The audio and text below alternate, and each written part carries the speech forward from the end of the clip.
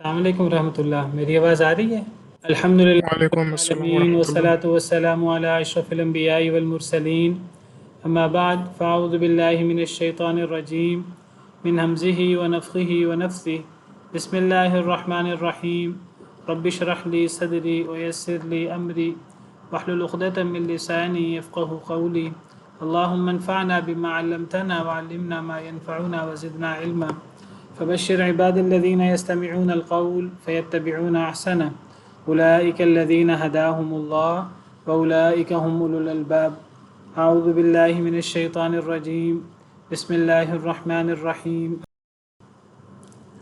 وَلَقَدْ خَلَقْنَا الْإِنسَانَ مِنْ صَلْصَالٍ مِّنْ حَمَإٍ مَسْنُونٍ، اور البتہ تحقیق ہم نے پیدا کیا انسان کو من صلصال، کھنکتی ہوئی مٹی سے، من حمئن، مسنون، سیاہ گلی سڑی مٹی سے۔ صلصال کا مطلب کھنکتی ہوئی مٹی، یعنی ایسی مٹی جو پہلے گیلی ہو، پہلے وہ کیچڑ والی ہو یا وہ گیلی ہو اور پھر بعد میں وہ خشک ہو جائے۔ جب وہ خشک ہو جائے تو پھر گویا کہ اس کے اندر کھنک پیدا ہوتی ہے، اس کے اندر آواز ہوتی ہے، تو ایسی مٹی کو صلصال کہتے ہیں، کھنکتی ہوئی مٹی۔ اور اگر گیلی مٹی کو آگ سے مزید خشک کر لیا جائے تو وہ گویا کہ ٹھیکری کی صورت میں بن جاتی ہے۔ سورہ رحمان میں اللہ تعالیٰ فرماتے ہیں کہ خلق الانسان من صلصال کالفخار، پیدا کیا انسان کو من صلصال، کھنکتی ہوئی مٹی سے، کالفخار، ٹھیکری کی طرح۔ اب یہاں صلصال، کھنکتی ہوئی مٹی، ایسی مٹی جو گیلی ہو پھر اس کو خشک کر لیا جائے تو وہ صلصال ہے، اور کالفخار کا مطلب ٹھیکری کی طرح۔ اور یہاں فرمایا کہ پیدا کیا انسان کو من صلصال، کھنکتی ہوئی مٹی سے۔ کھنکتی ہوئی مٹی سے مراد وہ مٹی ہے جو پہلے گیلی ہو بعد میں خشک ہو جائے۔ قرآن کریم میں کئی مقامات پر اللہ نے انسان کی تخلیق کے حوالے سے فرمایا کہ اللہ نے انسان کو مٹی سے پیدا کیا، جیسے سورہ روم میں ہے من تراب، ومن آیاتہ ان خلقکم من تراب، سورہ روم آیت نمبر 20۔ اللہ فرماتے ہیں اللہ کی نشانیوں میں سے یہ ہے کہ اللہ نے تمہیں تراب سے پیدا کیا، ثم اذا انتم بشر تنتشرون، پھر تم بشر ہو کر تم پھیل گئے ہو۔ تو یہاں اللہ نے انسان کی تخلیق کے بارے میں فرمایا کہ وہ تراب سے ہے۔ تراب خشک مٹی کو کہتے ہیں۔ زیادہ تر قرآن کریم میں انسان کی تخلیق کا ذکر تین کے ساتھ آیا، تین۔ جس طرح هو الذی خلقکم من طین، سورہ انعام میں اللہ فرماتے ہیں اللہ نے تمہیں طین سے پیدا کیا، طین۔ اسی طرح سورہ صاد میں اللہ تعالیٰ فرماتے ہیں اذ قال ربک للملائکۃ انی خالق بشرا من طین، سورہ صاد آیت نمبر 71۔ جب کہا آپ کے رب نے فرشتوں سے کہ میں پیدا کرنے والا ہوں انسان کو من طین۔ تین کس مٹی کو کہتے ہیں؟ تین سے مراد وہ مٹی ہے جو گیلی ہو، کیچڑ والی مٹی یا گیلی مٹی۔ سورہ سجدہ میں آیت نمبر 7 اللہ فرماتے ہیں وَبَدَأَ خَلْقَ الْإِنسَانِ مِن طِین، اللہ نے انسان کی پیدائش کو شروع کیا من طین، گیلی مٹی سے۔ تو اب انسان کی تخلیق کس قسم کی مٹی سے ہوئی ہے؟ بعض آیات سے پتہ لگا کہ وہ تراب یعنی خشک مٹی سے ہے، بعض آیات سے پتہ لگتا ہے کہ وہ طین، گیلی مٹی سے ہے، بعض آیات سے پتہ لگتا ہے کہ وہ من صلصال، وہ کھنکتی ہوئی مٹی سے۔ اور کھنکتی ہوئی مٹی سے مراد ایسی مٹی جو پہلے گیلی ہو بعد میں خشک ہو جائے۔ اور بعض آیات میں ہے من صلصال کالفخار، ایسی کھنکتی ہوئی مٹی جو ٹھیکری کی طرح ہو جائے، یعنی جس کو باقاعدہ آگ پر مزید خشک بھی کر لیا جائے۔ اور یہاں فرمایا ہے وَلَقَدْ خَلَقْنَا الْإِنسَانَ مِنْ صَلْصَالٍ مِنْ حَمَإٍ مَسْنُونٍ، البتہ تحقیق ہم نے پیدا کیا انسان کو من صلصال کھنکتی ہوئی مٹی سے، من حمأ، حمأ سے مراد ایسی مٹی جو سیاہ ہو چکی ہو، حمأ سیاہ، مسنون، مسنون سین نون نون، اس کا مطلب ہوتا ہے کہ ایک گلا سڑا، ایک ایسا رستہ جو چل چل کر کافی پرانا ہو چکا ہو۔ سنت اسی سے ہے، سنت سے مراد وہ رستہ ہوتا ہے کہ جس پر لوگ عرصہ دراز سے چل رہے ہیں، لغوی معنی سن تو مسنون، تو مسنون سے یہاں مراد گلا سڑا لیں گے، تو اس کا ترجمہ بنے گا اور البتہ تحقیق ہم نے پیدا کیا انسان کو من صلصال، کھنکھناتی مٹی سے، من حمأ مسنون، کالی سیاہ گلی سڑی مٹی سے، یعنی ایسی مٹی جو گیلی ہو، پھر گیلی کے بعد لمبا عرصہ اس کو رکھ دیا جائے، پھر لمبے عرصے کے بعد وہ زمانہ گزرنے کے ساتھ وہ آہستہ آہستہ وہ گل سڑ کر سیاہ ہو کر خشک ہو جائے۔ تو انسان کی پیدائش اس طرح کی مٹی سے ہوئی ہے۔ اور دیگر آیات دیکھیں، دیگر آیات سے پتہ لگتا ہے کہ انسان کی پیدائش نطفہ سے ہوئی ہے، پانی سے ہوئی ہے۔ تو اب کیا تطبیق ہوگی ان سب آیات میں؟ انسان خشک مٹی سے ہے، انسان گیلی مٹی سے ہے، انسان کھنکتی ہوئی کالی گلی سڑی مٹی سے ہے، یا انسان ٹھیکری کی طرح کھنکتی ہوئی مٹی سے ہے، یا نطفہ سے ہے؟ کیا ہم اس کی تفسیر کریں گے؟ صدمتم گیلی مٹی کر کے وہ پڑی رہی ہوگی، اس میں وہ گیلا بھی آ جائے گا، پھر وہ پڑی پڑی سیاہ بھی یہ ہو گئی انسان ہوگی۔ کی، وہ ہاں مٹی گیلی بالکل ہو کے ٹھیک ہے، پڑی رہی شاباش۔ ہوگی تو اس میں وہ تو ہم سیاہ یہ ہونے کہیں والا گے بھی آ جائے گا۔ کہ اصل میں انسان کی پیدائش ان تمام قسم کی مٹی سے ہوئی ہے۔ سیدنا آدم علیہ السلام کی پیدائش اللہ نے وہ یعنی مٹی لے کر اسی سے نہیں کر دی، بلکہ وہ مٹی مختلف مرحلوں سے گزری ہے۔ پہلے وہ خشک تھی تراب، پھر باقاعدہ سمجھیے کہ اس کو گیلا کیا گیا، وہ کیچڑ کے انداز کی وہ مٹی بن گئی، پھر وہ لمبا عرصہ پڑی رہی اور وہ گل سڑ کر سیاہ ہو کر وہ خشک ہو گئی۔ ایک ہوتی ہے عام خشک مٹی، اور ایک ہوتی ہے ایسی مٹی جو کیچڑ والی ہو اور وہ گیلی ہو اور وہ گل سڑ کر لمبا عرصہ گزرنے کے بعد وہ خشک ہو جائے، سلسال۔ تو سلسال میں اور تراب میں فرق ہے۔ تو تراب، پھر طین، پھر سلسال۔ سلسال بھی وہ جو من حمأ مسنون، جو گل سڑ کر سیاہ ہو کر خشک ہو جائے، اور پھر آخری مرحلہ گویا کہ من صلصال کالفخار۔ تو مٹی لمبا عرصہ، اللہ کو پتہ ہے کتنا لمبا عرصہ ہے، لمبا عرصہ وہ مختلف مراحل سے گزری، پھر اس سے اللہ تعالیٰ نے سیدنا آدم علیہ السلام کو پیدا فرمایا ہے۔ سیدنا آدم علیہ السلام کی پیدائش تو اس طرح ہوئی ہے۔ آگے پھر جو سلسلہ ہے وہ پھر جو ہے وہ میاں بیوی سے، اور وہ نطفہ سے، اور وہ پھر پانی سے، جو آگے سلسلہ چلتا رہا۔ اب یہ کہنا بھی ٹھیک ہے کہ انسان حقیر پانی سے پیدا ہوا، نطفے سے پیدا ہوا، جس طرح اللہ تعالیٰ فرماتے ہیں کہ اَيَحْسَبُ الْإِنسَانُ أَن يُتْرَكَ سُدًى أَلَمْ يَكُ نُطْفَةً مِّن مَّنِيٍّ يُمْنَىٰ ثُمَّ، تو نطفہ سے انسان کی پیدائش ہوئی ہے۔ تو چونکہ آگے سلسلہ ایسے چلا ہے نسل آگے بڑھنے کا، تو اس کا ذکر ہوا۔ سیدنا آدم علیہ السلام کی پیدائش تو مٹی سے ہوئی ہے، اور آگے سلسلہ چلا ہے پانی سے۔ اب آپ دیکھیں کہ عام طور پہ جب انسان کی پیدائش کا ذکر مٹی کے ساتھ آتا ہے تو اس سے مراد پہلے انسان ہے سیدنا آدم علیہ السلام، کیونکہ وہ مٹی سے پیدا ہوئے ہیں، وہ پیدائش کے عام طریقے سے پیدا نہیں ہوئے پانی سے یا نطفہ سے۔ لیکن جو بعد والے انسان ہیں، حضرت آدم کو اللہ نے مٹی سے پیدا کیا، مٹی کے مختلف مراحل سے گزارنے کے بعد ان سے اللہ تعالیٰ نے ان کی پستی سے اماں حوا کو پیدا کیا، وہ بھی عام روٹین کی طرح پیدائش نہیں ہے۔ پھر آگے اللہ تعالیٰ نے ان سے سلسلہ نسل آگے چلایا ہے نطفہ سے۔ لیکن قرآن کریم کا مطالعہ کریں تو قرآن کریم میں کئی جگہ پر اللہ تعالیٰ تمام انسانوں کی پیدائش کے بارے میں اللہ فرماتے ہیں کہ وہ مٹی سے ہے۔ اب اس کی کیا توجیہ کریں گے؟ کہ مٹی سے تو سیدنا آدم علیہ السلام کی پیدائش ہے، باقی انسانوں کی تو مٹی سے نہیں ہے. سیدنا آدم کی مٹی سے ہے، باقی انسانوں کی نطفہ سے ہے. تو کیا اب باقی انسانوں کی پیدائش کے بارے میں بھی ہم کہہ سکتے ہیں کہ وہ مٹی سے ہے؟ السلام علیکم ورحمۃ اللہ وبرکاتہ.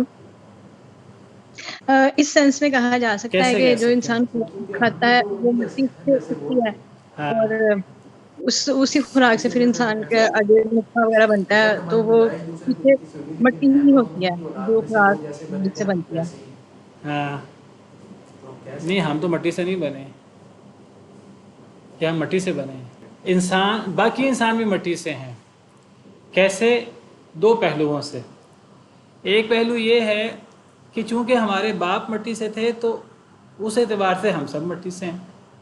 جس طرح ہمارے باپ مٹی سے تھے، نبی صلی اللہ علیہ وسلم کا ارشاد ہے، نبی صلی اللہ علیہ وسلم نے فرمایا کہ ہمارے باپ چونکہ مٹی سے تھے ہم سب مٹی سے ہیں. حدیث مبارکہ کا مفہوم ہے. تو اس اعتبار سے چونکہ ہماری سیدنا آدم علیہ السلام جن سے اللہ نے تمام انسانوں کو پیدا کیا، تو اگر ان کی پیدائش مٹی سے ہے، اب آگے اللہ نے کیا سلسلہ چلایا، وہ نطفہ سے ہے یا پانی سے ہے، تو چونکہ سیدنا آدم مٹی سے ہیں تو اس اعتبار سے ہم سب بھی مٹی سے ہوئے. اور دوسرا پہلو کہ ہم سب مٹی سے ہیں، وہ کیسے کہ اگر ہماری پیدائش نطفہ سے ہوتی ہے تو نطفہ کی بنیاد بھی تو مٹی ہے. کیسے نطفہ کی بنیاد مٹی ہے کہ انسان کے جسم میں جو بھی چیزیں پیدا ہوتی ہیں وہ ہماری غذا سے پیدا ہوتی ہیں نا. ہم خود اصل کے اعتبار سے مٹی سے ہیں اور ہماری غذا ساری کی ساری مٹی پر ہے. دیکھیے ہمارے جسم دو چیزوں کا مرکب ہے. ایک ہمارے جسم میں جسم ہے اور ایک ہمارے جسم میں روح ہے. ایک جسد ہے ہمارا اور ایک ہماری روح ہے. انسان دو چیزوں کا مرکب ہے، جسم اور روح کا. جسم مٹی سے بنا ہے. مٹی سے کیسے بنا کہ اس کی اصل سیدنا آدم علیہ السلام مٹی سے تھے، یا جسم مٹی سے ہے کہ اس کی ساری پرورش وہ مٹی سے ہے. وہ نطفہ جو ہے اس کی بنیاد بھی مٹی ہے. وہ انسان کے جسم کے اندر ہوتا ہے. انسان کے جسم کی ہر چیز، ہماری غذا، ہمارا خون اور ہماری تقویت، طاقت، ہر چیز ہمارے اندر جو کچھ ہے وہ نطفہ ہے یا اور چیزیں وہ مٹی سے بنتی ہیں. کیسے؟ چونکہ ہم خوراک مٹی سے کھاتے ہیں. ہم اگر سبزیاں کھاتے ہیں وہ سبزیاں مٹی سے نکلتی ہیں. ہم اگر گوشت کھاتے ہیں وہ گوشت ان جانوروں کا ہوتا ہے جو جانور مٹی سے ہیں، اور ان جانوروں کی خوراک بھی مٹی ہے. ہم پھل کھاتے ہیں وہ پھل بھی مٹی سے ہے. ہر چیز مٹی سے ہے. تو گویا کہ ہمارا جسم، ہمارا گوشت پوست، ہمارا خون، ہمارا نطفہ، ہماری تھوک، ہر چیز اس کی بنیاد مٹی ہے. چونکہ ہمارا جسم مٹی سے ہے تو جسم کی خوراک بھی مٹی سے ہے. اس اعتبار سے ہم کہتے ہیں کہ انسان مٹی، ہر انسان مٹی سے ہے. دو اعتبار سے، ایک تو ہمارا جسم اور ہماری غذا مٹی سے ہے، اور دوسرا اس اعتبار سے بھی کہ ہماری اصل سیدنا آدم علیہ السلام مٹی سے تھے. اگر وہ مٹی سے ہیں تو ہم بھی مٹی سے ہیں. اور ہمارا وجود کا دوسرا حصہ وہ روح ہے. روح مٹی سے نہیں ہے. روح کیا چیز ہے؟ روح اللہ کی طرف سے پھونکی جاتی ہے. فرشتہ پھونکتا ہے، اللہ کے حکم سے روح پھونکی جاتی ہے. سیدنا آدم علیہ السلام میں اللہ نے روح پھونکی. حدیث میں قرآن کریم میں آتا ہے فَإِذَا سَوَّيْتُهُ وَنَفَخْتُ فِيهِ مِن رُوحِي، کہ جب میں آدم کو ٹھیک ٹھاک کر دوں. سورہ صاد میں اللہ فرماتا، جب میں آدم کو ٹھیک ٹھاک کر دوں اور اس میں اپنی روح پھونک دوں، اپنی پیدا کردہ روح میں پھونک دوں، تو روح اللہ کی طرف سے ہے. اللہ کی مخلوق ہے، اللہ کی طرف سے ہے. تو روح وہ مٹی سے نہیں ہے، جسم مٹی سے ہے. تو ہمارا وجود جب دو چیزوں کا مرکب ہے، ایک جسم اور روح، تو جسم چونکہ مٹی سے ہے تو جسم کی خوراک بھی مٹی سے ہے. ہر چیز، گوشت ہو، سبزی ہو، پھل ہو، ہر چیز ہماری مٹی سے ہے، اور مٹی پر ہی ہماری گزر بسر ہے، ہماری گزران ہے. روح اللہ کی طرف سے ہے، اللہ کے حکم سے ہے. تو روح کی جو غذا ہے وہ بھی اللہ کی طرف سے ہوتی ہے، اور وہ غذا وہی ہے، اللہ کا ذکر ہے. آسمان سے اتری ہوئی ہے، کیونکہ روح بھی اللہ کی طرف سے ہے، تو روح کی غذا وہ بھی اللہ کی طرف سے ہے، اللہ کا حکم۔ روح کی غذا کو بھی قرآن کریم میں روح قرار دیا گیا ہے، یعنی جو اللہ کی وحی ہے، قرآن یا حدیث، اس کو بھی قرآن کریم میں روح قرار دیا گیا ہے۔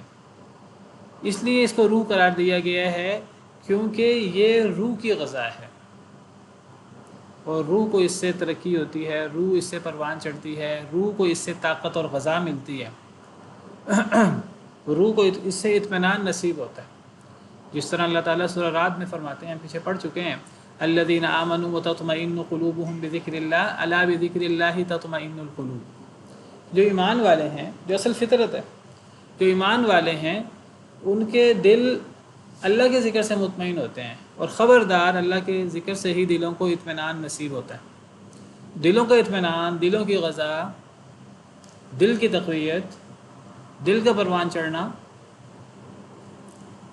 جو تو یہ روح سے ہے، یہ اللہ کی طرف سے ہے، اللہ کے ذکر سے، اللہ کے ذکر قرآن حدیث سے، اللہ کی طرف سے جو چیز آئی ہے۔ اور میں نے ذکر کیا کہ وہ جو اللہ کی طرف سے چیز آئی ہے، قرآن ہو یا حدیث ہو یا اللہ کی ہدایات ہوں، اس کو قرآن کریم میں روح بھی قرار دیا گیا ہے۔ سیدنا آدم علیہ السلام کو اللہ نے مٹی کے مختلف مراحل سے پیدا کیا ہے، تو راب سے بھی، طین سے بھی، سلسال سے بھی، سلسال من حمأ مسنون سے جیسے یہاں ہم پڑھ رہے ہیں، اور سلسال کالفخار جس کا ذکر سورہ رحمان میں ہے، اس سے بھی، اور نطفہ سے بھی پیدا کیا۔ نطفہ سے ہمیں پیدا کیا، آگے جو سلسلہ آگے بڑھا ہے وہ نطفہ سے، سیدنا آدم علیہ السلام کو مٹی سے پیدا کیا۔ اب ہم سب نطفہ سے ہیں، جس طرح اللہ تعالیٰ فرماتے ہیں خلق الانسان من سلالۃ من طین،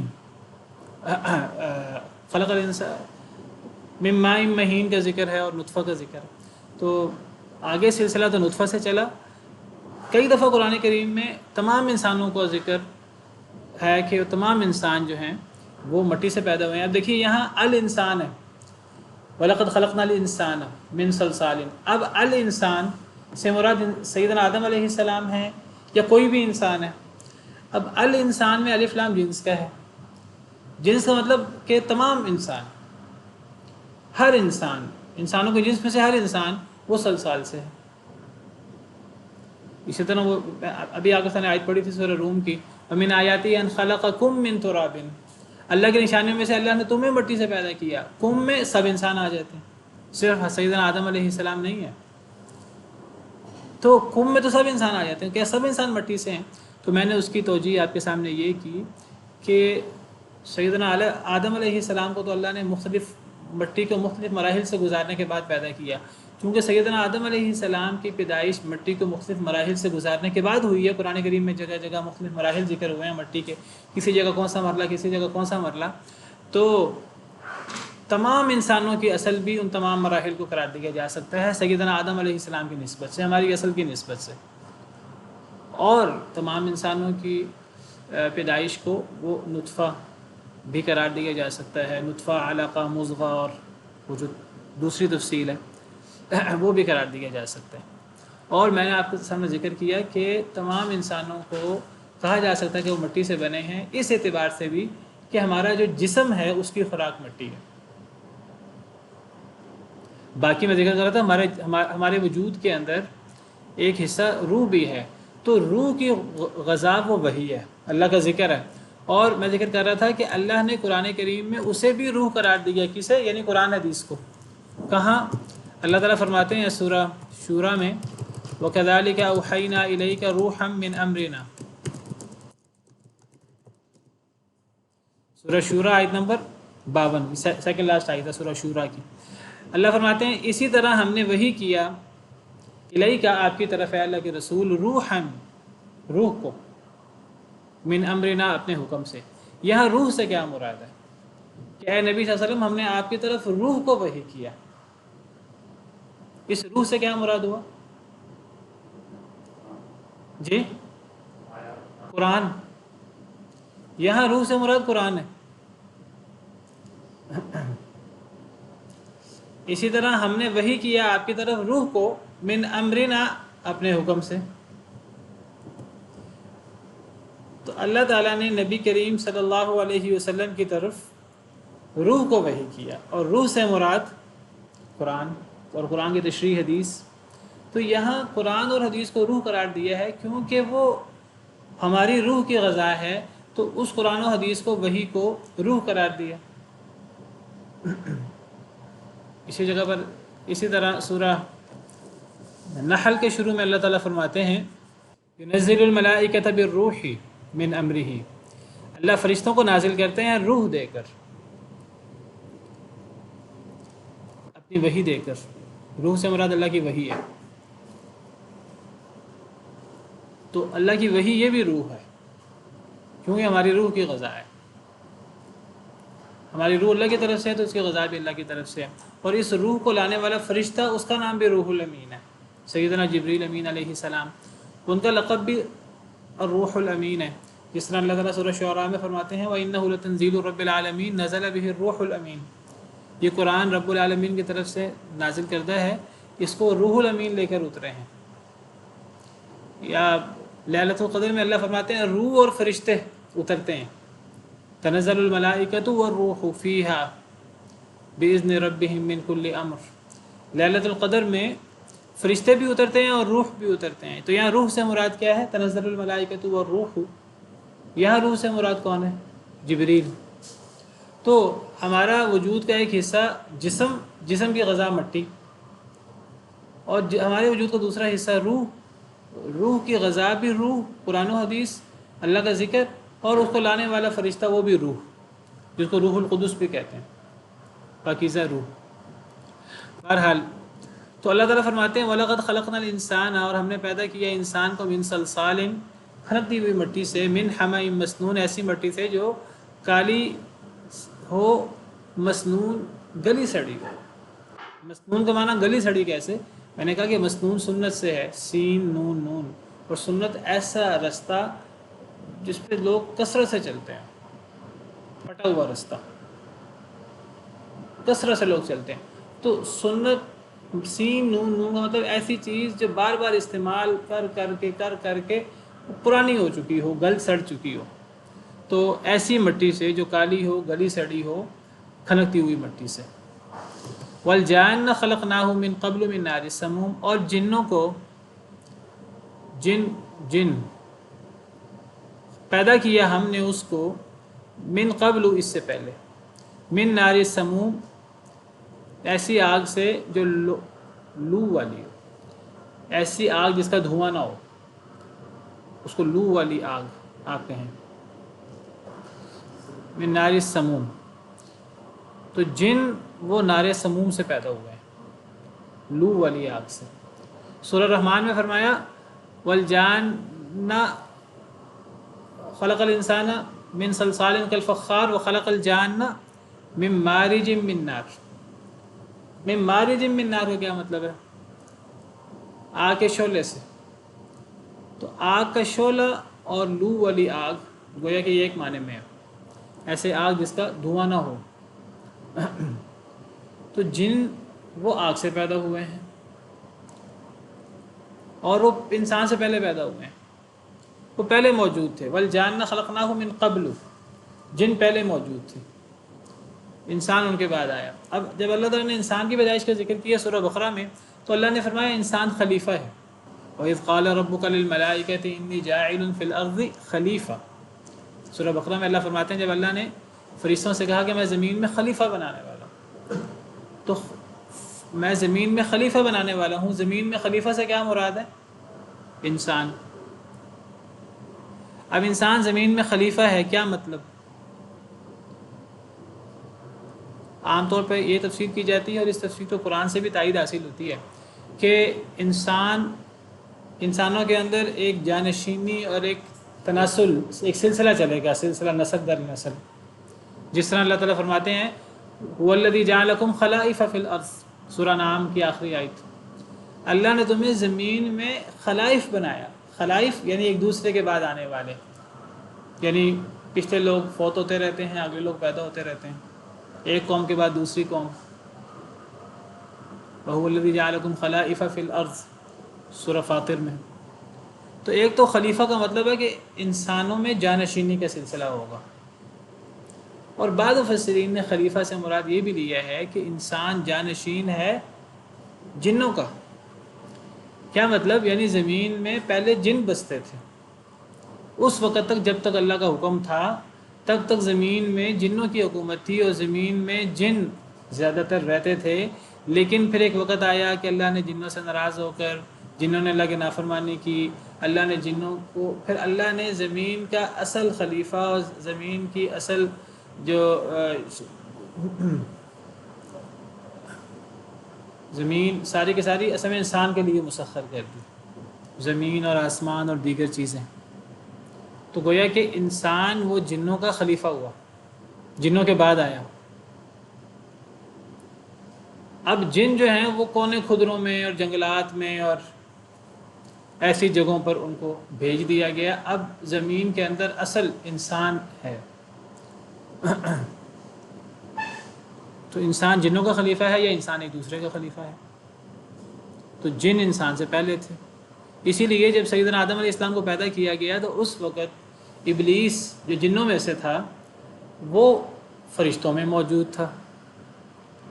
وہ فرشتوں میں کیسے گیا؟ اس کو زمین سے پہلے زمین میں جن ہوتے تھے، وہ زمین سے فرشتوں میں کیسے گیا اور تفصیلات کا اللہ کو پتہ ہے۔ بہرحال اپنی نیکی کی وجہ سے یا اپنی عبادت کی وجہ سے، کثرت عبادت کی وجہ سے یا کس وجہ سے اس کو فرشتوں کے ساتھ کر دیا گیا، تو فرشتوں کے ساتھ تھا۔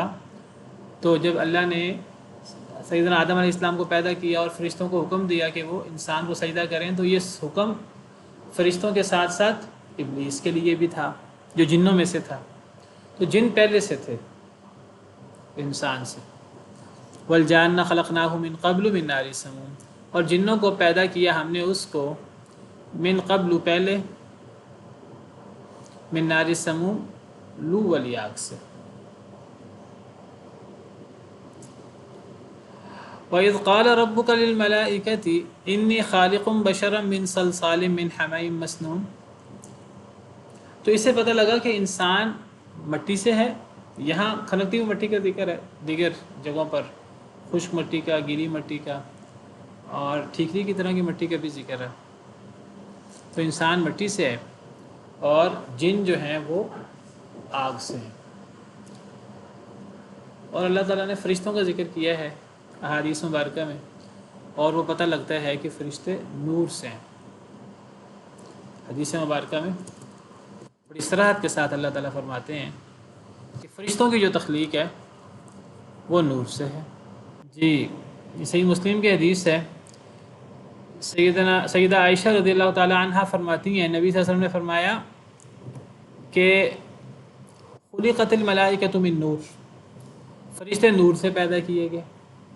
وخلق الجان من مارج من نار، اور جو جنوں کا جو بابا آدم کہہ لیں پہلا جن، وہ من مارج من نار، وہ شعلے والی آگ سے پیدا ہوا تھا، پیدا کیا گیا تھا۔ وخلق آدم مما وصف لکم، اور آدم کی پیدائش ہوئی ہے اس سے جو تمہارے سامنے اوصاف بیان کیے گئے قرآن کریم میں، احادیث مبارکہ میں صراحت سے ہے کہ سیدنا آدم علیہ السلام کس سے پیدا ہوئے؟ مٹی سے۔ ان مثل عیسیٰ عند اللہ کمثل آدم خلقہ من تراب ثم قال له کن فیکون۔ حضرت عیسیٰ کی مثال اللہ کے نزدیک حضرت آدم کی مثال کی طرح ہے۔ اللہ نے حضرت آدم کو مٹی سے پیدا کیا تھا اور اللہ نے پھر فرمایا تھا کن ہو جا فیکون، تو وہ ہو گئے تھے۔ اگر حضرت آدم علیہ السلام عام طریقے سے پیدا نہیں ہوئے تو اس کے باوجود حضرت آدم رب نہیں ہیں، تو اگر حضرت عیسیٰ علیہ السلام عام طریقے سے پیدا نہیں ہوئے تو وہ رب کیسے ہو سکتے ہیں؟ عیسائیوں نے ان کو کیسے رب بنا لیا؟ اگر حضرت عیسیٰ کی ماں ہے، باپ نہیں ہے، بغیر باپ کے پیدا ہوئے ہیں، اور عیسائی کہتے ہیں کہ وہ پھر اب اللہ کے بیٹے بن گئے یا اللہ بن گئے، تو پھر آدم علیہ السلام تو ماں باپ دونوں کے بغیر ہیں۔ ان کو اگر اس نقطہ نظر سے تو وہ تو ڈبل ہو گئے پھر۔ تو نہ آدم علیہ السلام رب ہے، نہ سیدنا عیسیٰ علیہ السلام رب ہے، دونوں اللہ کی مخلوق ہیں، اور وہ اللہ نے انہیں کن کہہ کر پیدا کیا ہے۔ اللہ نے اپنی قدرت سے انہیں پیدا کیا۔ اللہ کے لیے کوئی مشکل نہیں ہے۔ اگر اللہ تعالیٰ عام انسانوں کو ماں باپ سے پیدا کرے، سیدنا عیسیٰ علیہ السلام کو صرف ماں سے پیدا کرے، سیدنا آدم علیہ السلام کو ماں باپ کے بغیر پیدا کر دے، اللہ کے لیے کوئی مشکل نہیں ہے۔ فرمایا وَإِذْ قَالَ رَبُّكَ لِلْمَلَائِكَةِ إِنِّي خَالِقٌ بَشَرًا مِّن صَلْصَالٍ مِّنْ حَمَإٍ مَسْنُونٍ، اور جب کہا آپ کے رب نے فرشتوں سے بے شک میں پیدا کرنے والا ہوں بشر کو، انسان کو، من صلصال من حمأ مسنون، کھنکتی ہوئی مٹی سے، کالی گلی سڑی مٹی سے۔ تو اللہ تعالیٰ نے فرشتوں سے کہا، فرشتے پہلے موجود تھے اور ان فرشتوں کے ساتھ ابلیس بھی موجود تھا، جن پہلے سے ہیں۔ اب اللہ نے فرمایا میں انسان کو پیدا کرنے والا ہوں، اور یہاں انسان سے مراد سیدنا آدم علیہ السلام ہے، تو میں بشر کو پیدا کرنے والا ہوں۔ حضرت آدم علیہ السلام بشر ہیں، مٹی سے ہیں، حضرت آدم علیہ السلام کی تمام نسل بھی بشر ہے اور مٹی سے ہے، تو میں بشر کو پیدا کرنے والا ہوں من صلصال، کھنکتی مٹی سے، من حمأ مسنون، کالی گلی سڑی سیاہ مٹی سے۔ فَإِذَا سَوَّيْتُهُ، بس جب میں اسے ٹھیک ٹھاک کر دوں، جب میں اسے برابر کر دوں، ٹھیک کر دوں، یعنی جس مرحلے پہ میں نے پہنچانا ہے اس مرحلے تک پہنچا چکوں، جب وہ پورا پیدا ہو جائے، پورا اس کے اندر روح آ جائے اور وہ جیتا جاگتا ہو جائے، سب وہی تو، جب میں اسے ٹھیک ٹھاک کر دوں، وَنَفَخْتُ فِيهِ مِن رُوحِي، اور میں پھونک دوں اس میں اپنی روح، فَقَعُوا لَهُ سَاجِدِينَ، پس گر جاؤ اس کے لیے سجدے میں۔ فرشتوں کو اللہ نے کہا کہ جب میں انسان کو پورا پیدا کر دوں، آدم کو پورا پیدا ہو جائے اور وہ باقاعدہ زندہ ہو کر کھڑے ہو جائیں، اور ان میں اپنی روح پھونک دوں، اپنی روح سے مراد اپنی پیدا کردہ روح، اپنی روح سے مراد روح ہی، اس سے مراد یہ لینا کہ اپنی روح یعنی اللہ کی روح، وہ روح جو اللہ کی مخلوق نہیں ہے بلکہ اللہ کی صفت ہے۔ اللہ تعالیٰ چاہتے تو اللہ تعالیٰ فوری بس مٹی سے فوری پیدا کر دیتے، لیکن اللہ نے لمبا عرصہ گزارتے پیدا کیا۔ اللہ کی اپنی حکمت ہے کوئی، پہلے خشک مٹی، پھر گیلی مٹی، پھر لمبے عرصے کے بعد کھنکتی مٹی، اللہ کی اپنی حکمت ہے۔ اللہ فوری بھی پیدا کر سکتے تھے۔ تو انسان جو ہے یہ مٹی سے پیدا ہوا ہے، فرشتے نور سے پیدا ہوئے ہیں اور جن آگ سے پیدا ہوئے ہیں۔ اور اللہ نے جب انسان کو مٹی سے پیدا کیا تو اللہ نے انسان میں، سیدنا آدم علیہ السلام میں اللہ نے روح پھونکی، وَنَفَخْتُ فِيهِ مِن رُوحِي، تو میں نے ذکر کیا من روح ہی سے مراد اللہ کی روح، یعنی اللہ کی پیدا کردہ روح، یعنی انسان اللہ کی مخلوق ہے۔ یہ نہیں ہے کہ اللہ نے انسان کے اندر اپنی روح پھونک دی اور وہ روح جو مخلوق نہیں ہے، تو پھر اگر ہم کہ اللہ نے انسان کے اندر اپنی روح پھونک دی، پھر تو انسان وہ اللہ کا ہی جز بن جائے گا نا۔ تو جیسے انسان کا جسم مخلوق ہے، اس طرح انسان کی روح بھی مخلوق ہے۔ باقی یہ کیسی مخلوق ہے روح، اس کی تفاصیل کیا ہیں، ہمیں اس کا علم نہیں ہے کیونکہ ہم ناقص ہیں۔ نبی صلی اللہ علیہ وسلم سے سوال ہوا روح کیا ہے، قرآن کریم میں اللہ نے سوال بھی ذکر کیا، جواب بھی ذکر کیا، وَيَسْأَلُونَكَ عَنِ الرُّوحِ قُلِ الرُّوحُ مِنْ أَمْرِ رَبِّي، وہ آپ سے سوال کرتے ہیں روح کے بارے میں، آپ کہہ دیجئے کہ روح میرے رب کا حکم ہے۔ وَمَا أُوتِيتُم مِّنَ الْعِلْمِ إِلَّا قَلِيلًا، اور تمہیں تھوڑا علم دیا گیا، تم روح کے بارے میں جان نہیں سکتے، روح کی تفاصیل، روح کی گہرائی اور کن، لیکن اللہ کا حکم ہے اور اللہ کی تخلیق ہے۔ تو انسان اللہ کی مخلوق ہے، چاہے انسان کا جسم ہو چاہے انسان کی روح ہو۔ یہ سمجھنا کہ انسان کا جسم تو اللہ کی مخلوق ہے، روح اللہ کی مخلوق نہیں ہے، وہ اللہ کی طرف سے ہے اور وہ اللہ کی صفت ہے اور وہ اللہ کا حصہ ہے، یہاں سے بعض لوگوں کو یہاں سے یہ مغالطہ ہوا کہ روح اللہ کا جز ہے، اور ہر انسان گویا کہ اللہ کا جز ہو گیا۔ ہر انسان کیا ہو گیا؟ اللہ کا جز ہو گیا، گویا کہ پوری دنیا میں ایک ہی وجود ہے، اور یہاں سے وحدت الوجود کا انتہائی باطل اور غلط عقیدہ پیدا ہوا۔ یعنی اس سے بڑا شرک کیا ہے کہ وہ صرف انسان کو نہیں، وہ کہتے ہیں ایک انسان اور یہ اس کائنات کی ہر چیز اللہ کا حصہ ہے، وہ ایک ہی وجود ہے۔ یہیں سے عیسائیوں کو مغالطہ ہوا۔ عیسائی کہتے ہیں کہ اصل میں حضرت عیسیٰ علیہ السلام کی طرف اللہ نے روح بھیجی تھی اپنی، جبریل کے ذریعے سے، حضرت عیسیٰ اس سے پیدا ہوئے تھے، تو وہ اللہ کی روح ہیں، وہ روح مخلوق نہیں ہے۔ وہ کہتے ہیں باقی انسان مخلوق ہے، باقی انسان کی روح وہ نہیں ہے۔ اور حضرت عیسیٰ علیہ السلام وہ روح اللہ ہیں۔ حضرت عیسیٰ کا ایک لقب روح اللہ بھی ہے۔ بھئی روح اللہ کا مطلب یہ نہیں ہے کہ اللہ کی روح، اور اللہ کی روح سے مراد یعنی وہ اللہ نے پیدا نہیں کیا اس کو، اور وہ کوئی اللہ کی صفت ہے، یا وہ اللہ کا کوئی نعوذ باللہ حصہ ہے۔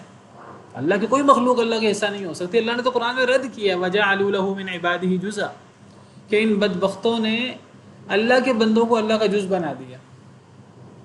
کیسے کہ مشرکین مکہ کہتے تھے کہ فرشتے اللہ کی بیٹیاں ہیں، اور بیٹیاں بیٹے تو جز ہوتے ہیں ماں باپ کا۔ تو اللہ نے رد کیا کہ اللہ کا کوئی مخلوق اللہ کا جز نہیں ہو سکتی۔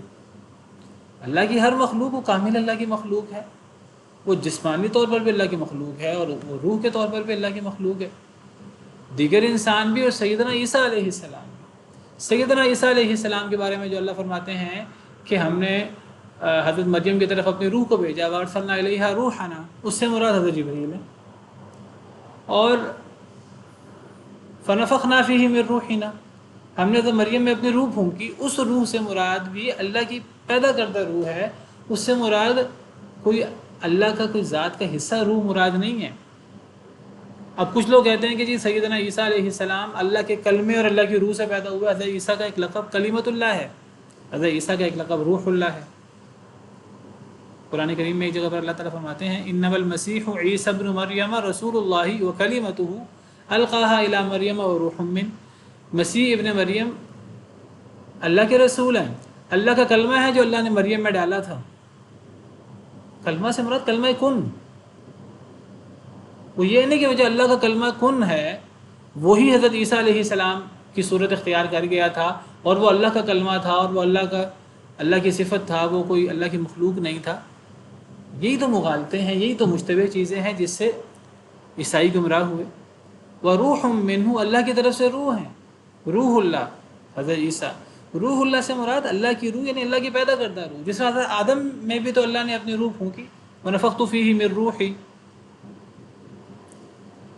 اب ان مغالطوں میں مبتلا ہو جانا کہ انسان میں اللہ کی روح ہے، نعوذ باللہ، حضرت عیسیٰ میں اللہ کی روح ہے، عیسائیوں میں یہ مغالطہ پیدا ہوا، صوفی حضرات کے ہاں یہ وحدت الوجود اور حلول کے عقائد پیدا ہوئے، جس کو علماء نے بدترین شرک قرار دیا کہ یہ ایسا شرک ہے جو مشرکین مکہ کے عام مشرکوں کے شرک سے بڑا شرک ہے۔ وہ تو اللہ کے نیک بندوں کو اور ولیوں کو اور نبیوں میں جو نیک لوگ تھے ان کے بت بنا کر ان کو معبود بنا لیتے تھے، ان میں خدائی صفات پیدا کرتے تھے۔ یہ وحدت الوجود والے تو اللہ کے علاوہ ہر چیز کو وہ اللہ کا وجود ہی مانتے ہیں، وہ ان کو اللہ سے الگ مانتے ہی نہیں۔ گویا کہ وحدت الوجود والوں کے ہاں جو یہ سمجھتے ہیں کہ ہر ایک انسان ہو یا دیگر مخلوقات ہر ایک میں اللہ کی روح ہے، گویا کہ ان کے نزدیک وہ سب اللہ ہیں، انسان بھی اللہ ہے، اور کتے بلے بھی، نعوذ باللہ، جانور بھی، ہر چیز اللہ ہے۔ باقاعدہ شعر ہیں ان کے، العبد رب والرب عبد، بندہ رب بندہ ہے، بندہ رب ہے، پتہ نہیں مکلف کون ہے دونوں میں سے، بلے یعوذ باللہ۔ یہ وحدت الوجود والے۔